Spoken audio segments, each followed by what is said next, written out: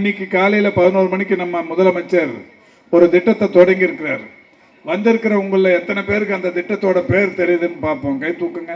இன்னைக்கு காலையில் 11 மணிக்கு நம்ம முதலமைச்சர் ஒரு திட்டத்தை தொடங்கினார். யார் யாருக்கெல்லாம் தெரியும் கை தூக்குங்க.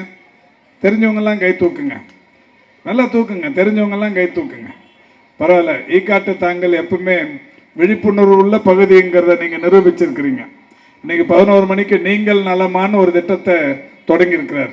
நான் இந்த மேடையிலிருந்து கேட்குறேன், நீங்கள் நலமான்னு நலன் சொல்லுவீங்களா? முதலமைச்சர் தொடங்கி சொல்லியிருக்கிறது. ஒவ்வொருத்தரையாக பார்த்து நீங்கள் நலமானு கேட்குறாரு காலையில். அந்த மாதிரி இந்த கூட்டத்துக்கு வந்திருக்கிற ஆயிரக்கணக்கான பேர்கையில் நான் கேட்குறேன், ஈக்காட்டு தாங்கல் பகுதியை சேர்ந்த நீங்கள் நலமா? நலம்னு நல்லா சொல்லுங்க. நலம், குட். இதுதான் இது நம்முடைய இந்த வணக்கத்துக்குரிய தளபதி அவரோட விருப்பம் இதுதான். இன்னைக்கு எல்லா துறை அமைச்சர்களும் கூட நீங்கள் நலமாங்கிற இந்த திட்டத்துப்படி அவங்கவுங்க துறையில் நீங்கள் யார் யாருக்கு என்ன நல்லது பண்ணியிருக்கீங்களோ அவங்க கையில் ஃபோன் பண்ணி பேசுங்க அப்படின்னு சொன்னாங்க. நான் தலைவர் 11 மணிக்கு முடித்த உடனே 12 மணிக்கு நான் என் ஆஃபீஸில் இருந்து ஒரு 5 பேர் கையில் பேசினேன். இன்றைக்கி நான் இந்த கூட்டத்தில் அந்த 5 பேரை பற்றி ஒரு 5 நிமிஷம் மட்டும் பேசிட்டு நான் அடுத்த கூட்டத்துக்கு போகிறேன். அதனால் ஒரு 5 நிமிஷம் தமிழன் பிரசன்னா எங்களை பொறுத்தரல வேண்டும். என்னென்னா, நான் 5 பேர் கையில் பேசினேன். ஒன்று, தென்காசி, உங்களுக்கு தெரியும், திருநெல்வேலி மாவட்டத்தில் தென்காசியில் இசக்கி அம்மாள்னு ஒரு 9 வயது குழந்தை, அந்த குழந்தை கையில் பேசினேன். அந்த பாப்பா வந்து யூகேஜி படிக்குது. ஏன் அந்த குழந்தை கையில் பேசணும்னு சொன்னால், ஒரு 1.5 வருஷத்துக்கு முன்னாடி அந்த குழந்தை என்ன பண்ணிச்சுன்னா, இந்த துணி துவைக்கிற இது இருக்குல்ல, இந்த என்ன பவுடர், ப்ளீச்சிங் பவுடர், இந்த ப்ளீச்சிங் பவுடரை பால் பவுடர்னு எடுத்து சாப்பிட்டுச்சு. தெரியாத வயசு, ஒரு 1.5-2 வருஷத்துக்கு முன்னாடி சாப்பிட்டுட்ட உடனே இந்த தொண்டைக்குழா மொத்தமாக வெந்து போச்சு. தொண்டைக்குழா முழுக்க வெந்து போன உடனே அதால் திரவ உணவும் எடுக்க முடியல, திட உணவும் எடுக்க முடியல. அதாவது தண்ணி, ஜூஸு இதையும் சாப்பிட முடியாது, சாப்பாடும் எடுத்துக்க முடியாது. இந்த மாதிரி தொடர்ச்சியாக எடுத்துக்க முடியாமல் போனோடனே அந்த குழந்தை, 9 வயசு குழந்தை, எவ்வளோ இடம் வந்துருச்சுன்னா 4 கிலோ ஆயிடுச்சு. வெறும் எலும்பு தோல் இவ்வளோதான், 4 கிலோ. எங்கெங்கேயோ கூப்பிட்டு போகிறாங்க ஆஸ்பத்திரியில், அதுக்கு சரி பண்ண முடியாதுன்னு சொல்லிட்டாங்க. எல்லா டாக்டரும் கைவிரிச்சிட்டாங்க.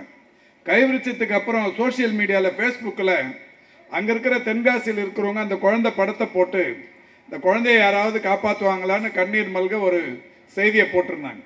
நம்ம மாண்புமிகு தமிழ்நாட்டின் முதலமைச்சர் அந்த செய்தியை பார்த்த உடனே என்னை கூப்பிட்டு சொன்னார், சுப்பிரமணியம் இதை ஏதாவது பண்ண முடியுமா பாருங்கன்னார். நான் உடனடியாக தென்காசியிலேருந்து அந்த குழந்தைய அவங்க அப்பாவையும் அம்மாவையும் கூப்பிட்டு வர சொன்னேன். அவங்க அப்பாவும் அம்மாவும் கூலி வேலை பார்க்குறவங்க, சித்தால் பெரியாள். அவங்க 2 பேரையும் அங்கேருந்து அழைச்சிட்டு வந்தாங்க. அழைச்சிட்டு வந்ததுக்கப்புறம் நான் நேராக எக்மோர் ஆஸ்பத்திரிக்கு நானாவே கூப்பிட்டு போனேன். எக்மோர் குழந்தைகள் நல ஆஸ்பத்திரிக்கு கூப்பிட்டு போய் என்ன பண்ணலான்னு பாருங்கன்னு டாக்டருங்கெல்லாம் முழிச்சாங்க. என்னவாவது பண்ணணும், இந்த குழந்தைய எப்படியாவது காப்பாற்றணும் பண்ணுங்கன்னு ஒரு அட்மிட் பண்ணிவிட்டு எல்லா சிறப்பு விருந்தினர்களும் மாத கணக்கில் பண்ணாங்க. 11 மாதம் ட்ரீட்மெண்ட் எடுத்தாங்க. அந்த அப்பாவும் அம்மாவும் ரோட்டில் தான் படுக்கணும். முதல் 2 நாள் எங்கே படுத்துருந்தாங்கன்னு கேட்டேன். எழும்பூர் ஆஸ்பத்திரி வாசலில் படுத்துட்டுருக்குறாங்கன்னாங்க. அவங்க 2 பேரையும் கூப்பிட்டு எனக்குன்னு ஹாஸ்டல் கொடுத்துருக்காங்க. எம்எல்ஏக்குன்னு ஹாஸ்டல் கொடுப்பாங்க. அந்த ஹாஸ்டலில் போய் அவங்கள தங்க வச்சுட்டேன். தங்க வச்சுட்டு என் உதவியாளரை கூப்பிட்டு அவங்களுக்கு 3 வேளைக்கும் சாப்பாட்டுக்கு என்ன வேணுமோ பண்ணி கொடு, இந்த குழந்தை நல்லா ஆகி ஊருக்கு போகிற வரைக்கும் இந்த 2 பேருக்கும் நம்ம பராமரிப்பு நம்ம ரூமில் இருந்து அவங்க பார்த்துக்கிட்டோன்னு சொல்லிட்டேன். அதுக்கப்புறம் அந்த குழந்தைக்கு சரியான சிகிச்சை பண்ணி ஒரு 8-9 மாதத்துக்கு அப்புறம் அந்த த்ரோட்டில் ஆப்ரேஷனை முடித்து அந்த திட உணவு எடுத்துக்கிற மாதிரியான ஒரு சூழ்நிலை வந்தது. அதுக்கப்புறம் 1.5 வருஷம் கழித்து ஆப்ரேஷன் பண்ணலான்னாங்க. ஆப்ரேஷன் பண்ணி நல்லா ஆச்சு. குழந்தை நல்லா எழுந்து நடக்க ஆரம்பிச்சது. முதலமைச்சர் கையில் அழைச்சிட்டு போனேன், அப்பா அம்மாவும் அந்த குழந்தையும். முதலமைச்சர் என்ன பண்ணாருன்னா 5 லட்ச ரூபாய் அந்த குடும்பத்துக்கு கொடுத்து, ரொம்ப கஷ்டமான குடும்பம், நீங்கள் போய் அந்த தென்காசியில் வாடகை வீட்டில் இருக்கிறேன்னாங்க. ஒரு எதனா லீஸ் மாதிரி வாடகை வீடு எடுத்து இருங்கன்னு சொல்லி 5 லட்ச ரூபா கொடுத்து அனுப்புனாங்க. இப்போ அந்த குடும்பம் அங்கே இருக்குது. இன்றைக்கி காலையில் நான் அந்த ஃபோன் போட்டு முதலமைச்சர் நீங்கள் நலமான்னு எல்லாரையும் கேட்க சொல்லியிருக்கிறாரு. என் மனசில் முதல்ல வந்தது அந்த குழந்தை நல்லா இருக்கான்னு அதை கேட்கணுன்னு ஃபோன் போட்டு அவங்க அப்பாவுக்கு ஃபோன் போட்டேன். அப்பா நாகர்கோவிலுக்கு வேலைக்கு போயிருக்காருனாங்க. அம்மா ஃபோன் எடுப்பாங்கன்னு பார்த்தா அந்த அம்மா இறந்துட்டுருக்காங்க. அந்த குழந்தைய விட்டுட்டு 4 மாதத்துக்கு முன்னாடி இறந்துட்டாங்களாம். இப்போ அந்த சித்தி வளர்ப்பில் தான் இருக்குது. இந்த சித்தி எடுத்தாங்க. நான் இந்த குழந்தைக்கு சித்திங்க, இது மாதிரி அம்மா இறந்துட்டாங்கன்னாங்க. எங்கம்மா பாப்பா இருக்கான்னு சொன்னாங்க. இருக்குன்னு. அப்போ அந்த பாப்பா கையில் ஃபோன் கொடுமான்னு ஃபோன் கொடுத்தாங்க. ஏம்மா இசக்கி அம்மா நல்லா இருக்கேம்மான்னு. அங்கிள் நீங்கள் யாருங்க அங்கிள்ஸு? நான் சுகாதாரத்துறை அமைச்சர் சுப்பிரமணி பேசுகிறேம்மான்னு. இப்போ நான் சொல்கிற எல்லாமே இன்னைக்கு டிவிங்களில் எல்லா டிவிலையும் வந்திருக்கு. சுகாதாரத்துறை அமைச்சர் சுப்பிரமணி பேசுகிறேன்னு சொன்னேன். அங்கிள் சொல்லுங்க அங்கிள், நல்லா இருக்கீங்களா அங்கிள்ச்சு. யூகேஜி படிக்கிற குழந்தை, நல்லா இருக்கிறம்மா, நீ எப்படிமா இருக்கிற? நல்லா இருக்கிற அங்கிள், உங்களால் தான் உயிரோடு இருக்கிறேன். இப்போ நான் 9 யூகேஜி படிக்கிற அங்கிள் அப்படின்னுச்சு. இதுதான் முதலமைச்சர் நீங்கள் நலமா அப்படின்னு விசாரிக்க சொன்னது. இன்னைக்கு அந்த திட்டம். 2வது ஒரு குழந்தைக்கு போன் போட்டேன், அதுக்கு 13 வயசு, அது பேர் அபிராமி. அதோட ஊர் எதுன்னு சொன்னால் நம்ம சீர்காழி. அதுக்கு எஸ்எல்இன்னு ஒரு நோய், நீங்கள் பேப்பரில் டிவிலாம் பார்த்துருப்பீங்க. அந்த எஸ்எல்இ நோய் என்னன்னா, இந்த காலில் இருக்கிற இதில் அந்த விரல்கள் உதிர்ந்து போயிடுச்சு தானாகவே. அது ஒரு மாதிரி இந்த நோய் உதிர்ந்து போய் கால் கீழே ஊன முடியாது. கால் கீழே ஊன முடியல, நடக்க முடியல, உட்கார முடியல. அந்த குழந்தைய கூப்பிட்டு, அவங்க அப்பா இறந்துட்டாரு ஒரு ஆக்சிடெண்ட்டில், அவங்க அம்மா மட்டும்தான் விடோ மதர். அந்த அம்மா அந்த குழந்தைய கூப்பிட்டுட்டு எல்லா ஆஸ்பத்திரிக்கும் மயிலாடுதுறை முழுக்க சுற்றுறாங்க, எங்கேயும் சரியாகலை. அதுக்கப்புறம் ஜிப்மருக்கு போகிறாங்க, பாண்டிச்சேரியில் இருக்கிற ஜிப்மர் ஆஸ்பத்திரிக்கு. அங்கே போன உடனே டாக்டருங்களாம் என்ன சொல்கிறாங்கன்னா, 2 காலம் எடுத்துடணுன்றாங்க.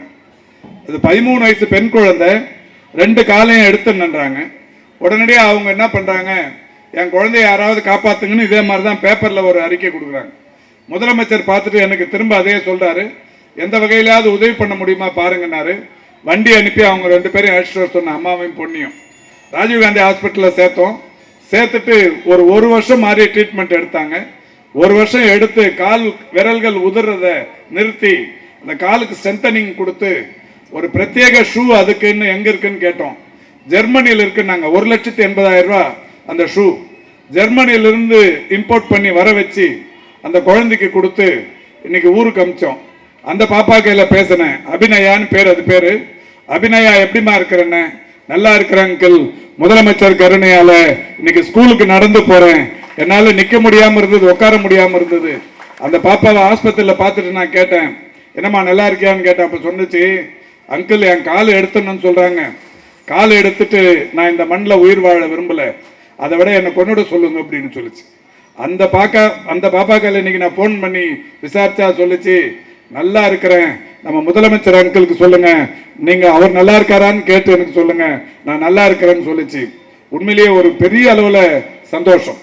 அடுத்து இன்னொரு பையன் சூரியகுமார்னு பேர், கிருஷ்ணகிரி. அவனுக்கு அவன் என்ன பண்ணுறான்னா, அவனும் ஒரு 8-9 வயசு பையன். இந்த சானிடைசர் நம்ம கொரோனா நேரத்தில் கை கழுவோம்ல, கை துடைப்போம்ல, அந்த பாட்டிலை அடுப்பில் போட்டுறான். அடுப்பில் போட்டோன்னே அது வெடித்து அவன் உடம்பெல்லாம் தீக்காயம் ஆகிடுது.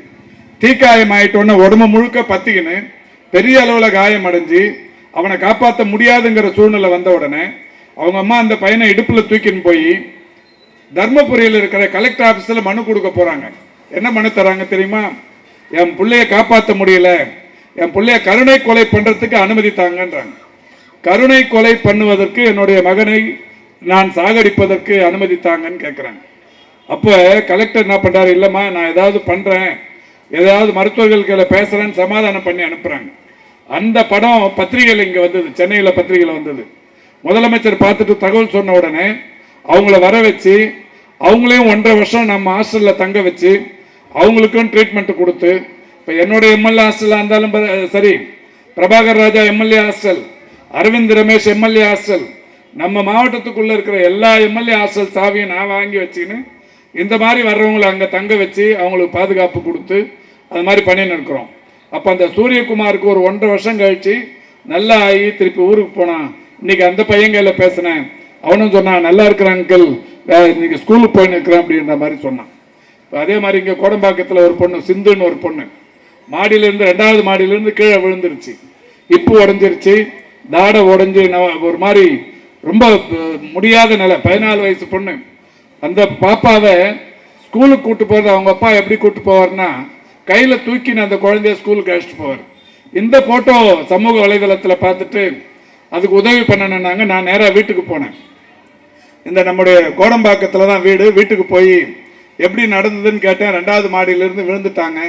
அப்போ நான் உடனே கையோட டாக்டருங்களையும் கூப்பிட்டு போனேன். டாக்டரை கூப்பிட்டு போய் செக் பண்ண சொன்னால் சரி பண்ணிடலாம், ஒரு வருஷத்துக்கு மேலே ஆகும்னாங்க. ஒரு 7-8 ஆப்ரேஷன் பண்ணணுன்னாங்க. எடுத்துகிட்டு போய் இன்றைக்கி அவங்கள ஆப்ரேஷன் பண்ணி அந்த இடத்துல ஒரு 1.5 வருஷம் ஓமந்தூரார்லேயே தங்க வச்சோம். அவங்க அப்பா வந்து டீ விற்கிறவர், சைக்கிளில் போய் டீ விற்கிறவர். அவருக்கு ஏதாவது தொழில் பண்ணி கொடுக்கணுமே அப்படிங்கிறதுக்காக ஓமந்தூரார்லேயே ஒரு டீ கடையை போட்டு அங்கேயே டீ விற்க சொன்னோம். அவர் அங்கேயே டீ விற்றுக்குன்னு அந்த பொண்ணை காப்பாற்றினார். அந்த பொண்ணு நல்லா ஆகி வந்தது. நல்லா ஆகிட்டு உடனே ஒரு 6 மாதத்துக்கு முன்னாடி அந்த பொண்ணும் அப்பாவும் வீட்டுக்கு வந்தாங்க. என்னம்மா நல்லா இருக்கிறான்னா, நல்லா இருக்கிற அங்கிள், என்ன பண்ண போகிறோமா, எனக்கு பிஎல் சீட்டு வாங்கி கொடுங்க அப்படின்ச்சு. பிஎல் அதாவது சட்டப்படிப்பு படிக்கிறதுக்கு செங்கல்பட்டு பிஎல் காலேஜில் இடம் கிடச்சிருக்கு. அது படிக்கிற அந்த 4 வருஷத்துக்கான படிப்பு செலவையும் திமுகவே பொறுப்பெடுத்துக்குன்னு அதை படிக்க வச்சுன்னு இருக்கிறோம். இப்போ அது பிஎல் படிச்சுன்னு இருக்கு.